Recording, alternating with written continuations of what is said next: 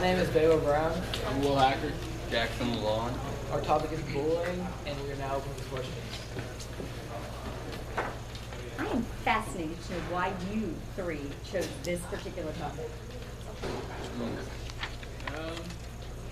You see it a lot in social media nowadays, so that's kind of found it interesting. So we researched it. Would you say that either any of you have been the victim of bullying? I personally have not. Would any of you think that you have ever been a bully? Not no. Not a bully. No. Not intentionally. Maybe just like messing to like around. friends, like bullying each other, but not them. So let's define bullying. We have summarized bullying as the repetitive, persistent patterns of conduct by one or more children that deliberately inflict physical, verbal, or emotional abuse on another child and where a power differential is in place. Help us understand power differential. I think that's kind of like where one person or one group's trying to take power over another person and push them down and raise themselves up to make themselves look better. Give me some examples. If I was feeling insecure about my life or another, I'd want to say put Will down just to make myself feel empowered, and if that some way makes me feel better, that's what a bully will do to a victim. About positional power. What do you mean by that? Say you're captain of the basketball team and there's others who aren't in sports and stuff like that.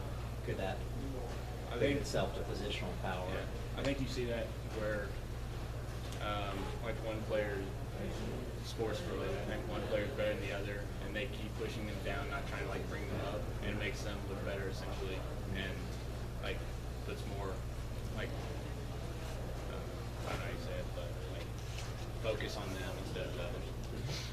I'm interested in your comment that it makes them look better. It makes them look better in whose eyes? Their own eyes. I think is to go along with that, their own as well as their teammates, where they think, oh, well, he's the best, and like he looks way better than everybody else, so let's follow him. And I think they group up with him. Well, I'm just curious to pursue this, and it's just the microcosm of you're talking about an athletic team, but do you really think it helps an athletic team if you've got the best player on the team, talking to the kid who rides the bench, talking down to him all the time, making him feel bad? Oh, absolutely not. Because I think as a team, obviously, you have to be as one. And if you have that one person that's like, oh, I'm better than all you guys, like, no. Who are the targets of being bullied? I think it depends on the situation, but I think, well, there's different instances where cyberbullying and face-to-face bullying, and I think you see more cyberbullying nowadays. And I think there's more girls that actually report bullying than guys, so it's kind of hard to tell like who gets bullied more. Is it the small kid, the weak kid, a kid with braces, glasses? Who's the recipient of being bullied? It's usually people that are different or stand out to the norm, like LGBT community members, sometimes smaller kids, people that look different. And I think you also see that, as he mentions, the kids who stand out, where a lot of the kids that are getting bullied are usually considered loners, if you will, who don't have like a group to bond with. So I think that's where other groups try and push them down and make them feel worse. So if you hear of or see someone getting bullied, what do you do? Each one of you, what do you do? You're supposed to report it. I have not seen someone be bullied to the point where I felt like it was an issue to report it. But if you see an instance where you feel it's necessary, you should report it. Would you feel like you're being a narc if you call someone out and turn them in? No, I would not if it was to a personal level where it's affecting the victim. I personally don't see it as often in this school, but I think you see more of it, obviously, through social media and other things like that. And I think at that point you have to feel comfortable that if someone's consistently getting bullied, to feel comfortable to go to the administration and let them know the situation that's going on, as long as, even if that person who's getting bullied doesn't feel comfortable letting them know. Yes, I'd back both of them up with saying, a school like this, it's hard to find or see bullying as in public schools. And for instance, I've never really seen a bullying here to where it's bad enough to where I have to go somewhere, like to a guidance counselor or a principal and say this and this is happening. But that's definitely like what I do if I did see something that severe. What's an acceptable level of bullying versus one you would go to a counselor for? So as of like a friend, like joking around, Mhm. saying like, oh, like you're dumb, but like not in like an offensive way. There's not really bullying though. Like, so if we're buddies, I'm like, hey, you're dumb, and you call it back at me, are we really bullying each other? Or are we just kind of busting each other's chops because we are I think we're more just busting each other's chops as a friend viewpoint. But say I go to someone that's smaller than me or different and like say like, oh, you're different and this blah blah blah, like I could say that's more bullying than it is friends busting their chops. So putting the friends busting the chops aside, so let's stick really to what you guys feel is real bullying, so we can cycle back through a couple questions.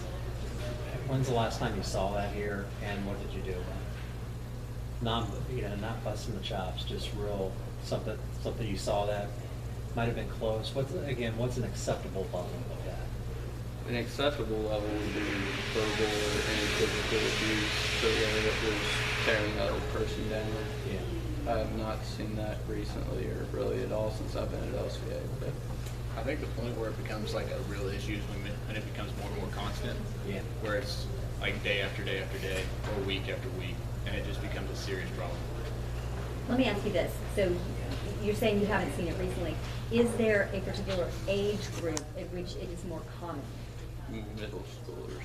So do you think even here that you might have seen it more in middle school I or think- junior high? I mean, I did see it in middle school, but I think a lot of that was where people were, I guess, more mature than others, or had like grown faster than others, where there's like a 4-foot kid or a 3-foot kid who's still in middle school, where there's another who's like 5 foot. I think that's where they try and like, oh, I'm the superpower, like I have power over you, and I'm just gonna push you. And I think that's one of the main things that you saw in middle school. I'm wondering if there's a maturity level to it, so that by the time now you all are seniors in high school, do you believe like you may have outgrown some of that?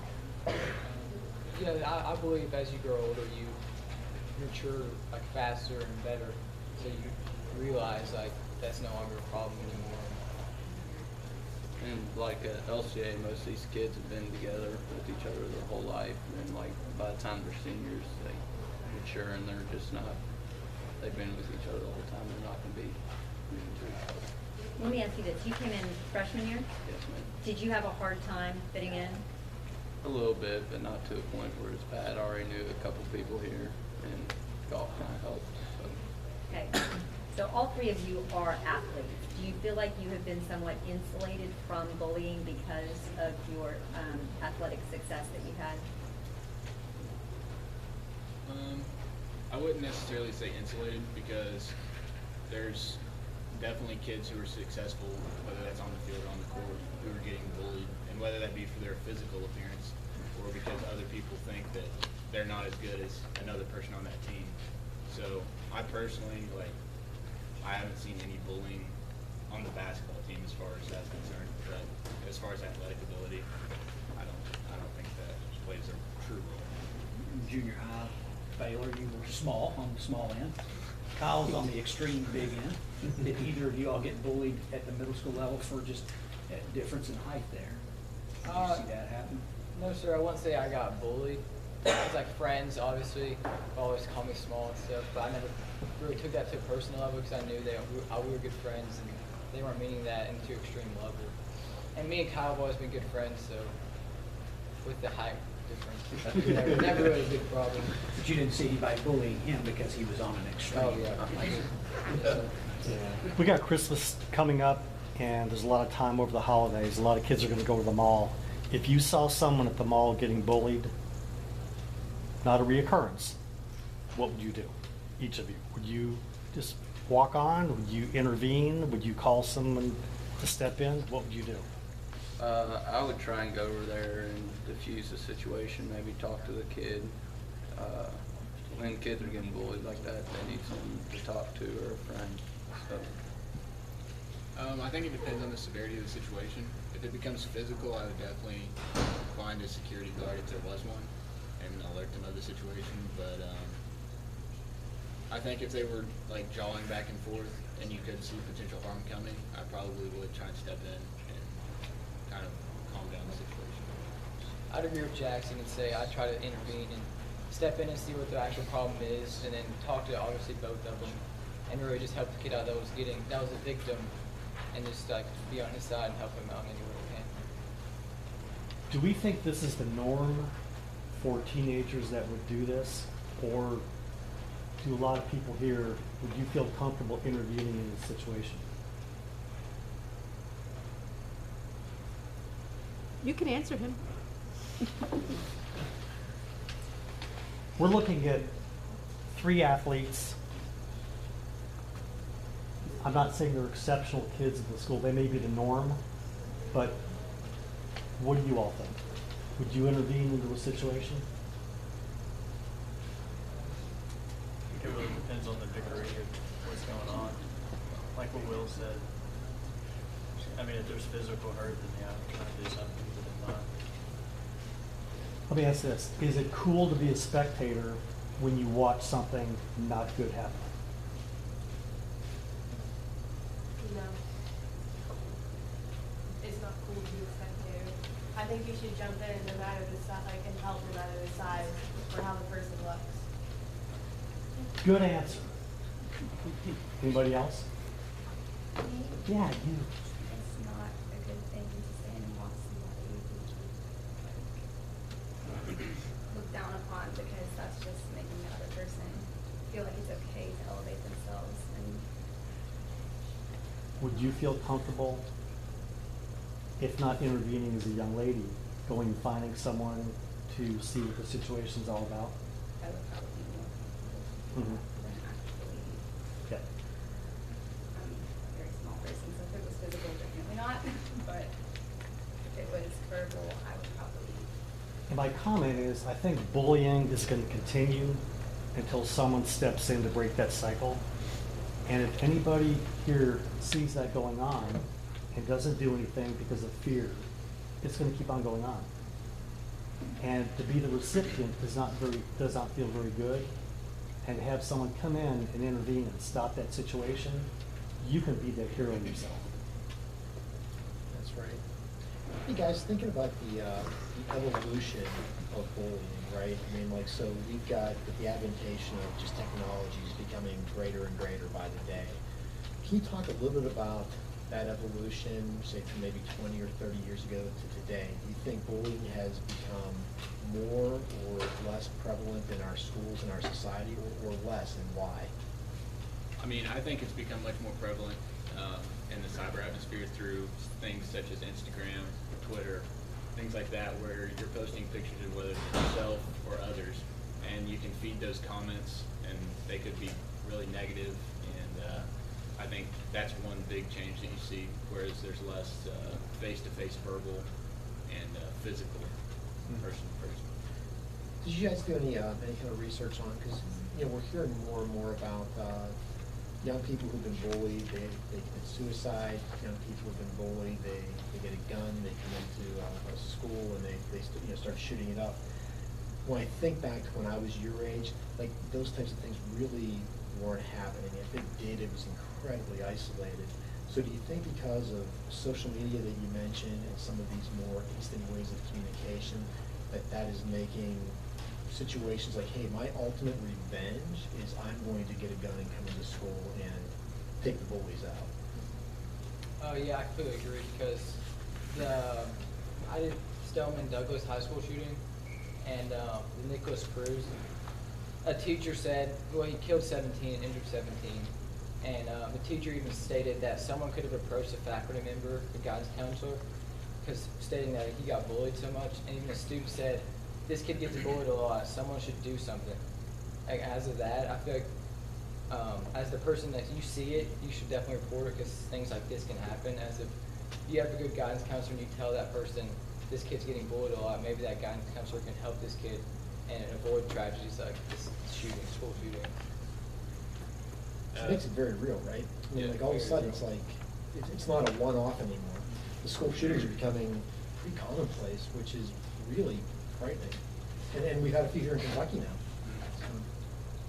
Another one, like you said, was the Santa Fe one, and this man was Demetrius, not sure how to pronounce his last name, but he played football for his high school team his freshman and sophomore year, and it mentioned how he wasn't really succeeding on the field, and his junior year he eventually quit, and his dad was commenting on how after he quit, he kind of became a loner and didn't talk to anybody, and through things such as social media, people were like commenting stuff on his page, and he became, I guess, hurt by that and felt bullied and felt that he needed to take action for what those people had done to him, and he ended up killing 10 and wounding 13 others. So that's another instance of that goes back to your sports topic of it can be a problem, but it was for him. And over the years, it's like gotten more and more popular online and cyberbullying. Like from 2006 to 2012, it went from 15% to 21% have reported being bullied online, and then now it's like 31% to 2018.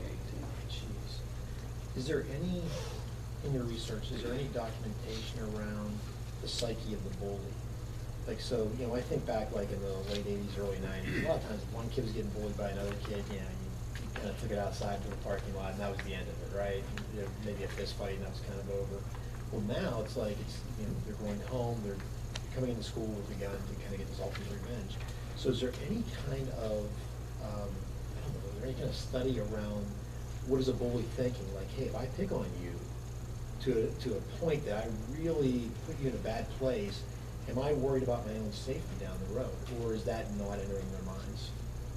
Are you asking like what they're thinking once they go home and leave the bullying atmosphere, or? No, so I'm thinking like, so like, let's say you're the bully, you're bullying me, and you get me to a really bad place and I leave. At any time, and I'm just wondering if this is in any of the research you've done, at any time in the bully's mind, is the bully thinking, wow, I may have just lit a fuse that I can't put out now?